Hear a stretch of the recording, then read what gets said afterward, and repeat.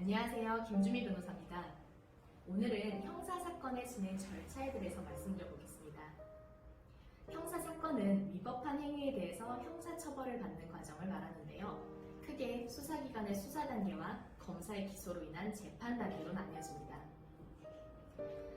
범죄 사실이 발생을 하면 고소인이 고소를 하거나 제3자가 고발을 하는 경우가 많죠. 또는 이런 고소고발이 없더라도 수사기관이 직접 범죄 혐의를 인지를 하고 수사를 시작하게 됩니다. 수사가 시작되면 경찰서 수사관이 배정됩니다.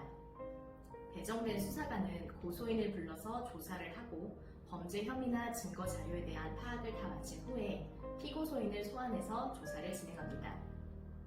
피의자에 대한 조사는 보통 1에서 3회 정도 진행됩니다. 경찰은 조사를 모두 마친 후에 범죄 혐의에 대한 의견을 검찰에 통지합니다. 경찰에서 검찰로 사건을 이전하는 것을 송치라고 하는데요.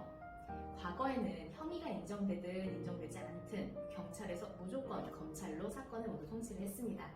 그런데 올해 검찰과 경찰의 수사권이 조정이 되면서 경찰이 혐의가 인정되지 않는다라고 판단을 하면 불송치 결정을 하고 수사를 종결할 수 있게 됐습니다.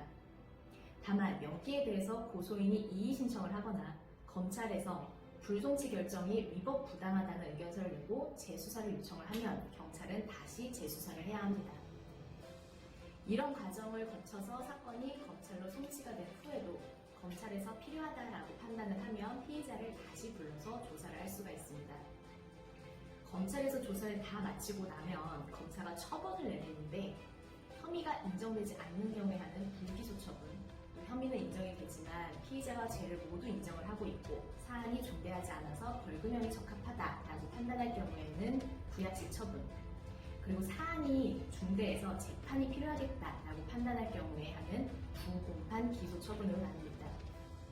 이렇게 검사의 기소가 있게 되면 수사 단계에서 재판 단계로 넘어가게 됩니다. 간혹 형사 합의를 하면 기소가 안 되는지 물으시는 분들이 계신데요. 형사 합의를 하더라도 처벌을 받는 죄가 있고 또 처벌을 받지 않는 죄가 있습니다.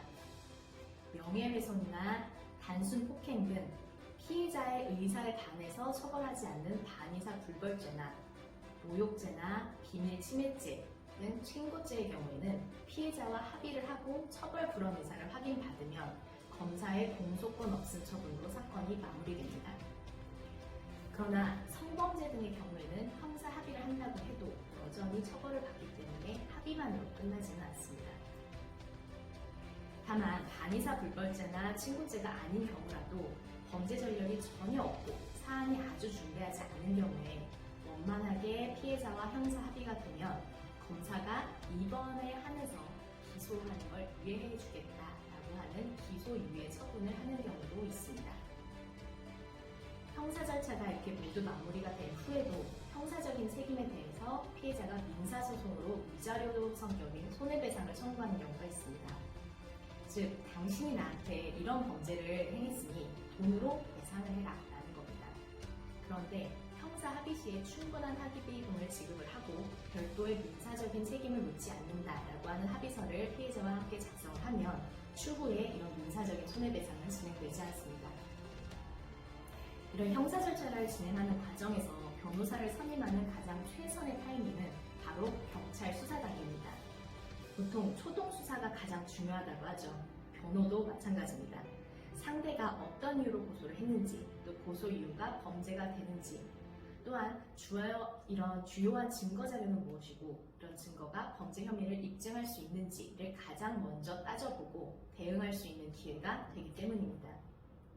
가능하시면 경찰 조사 단계에서부터 변호사의 조력을 받으시고 경찰, 검찰 수사 단계까지만이라도 변호사의 조력을 받아서 억울하게 처벌을 받는 일을 막으시기 바랍니다. 감사합니다.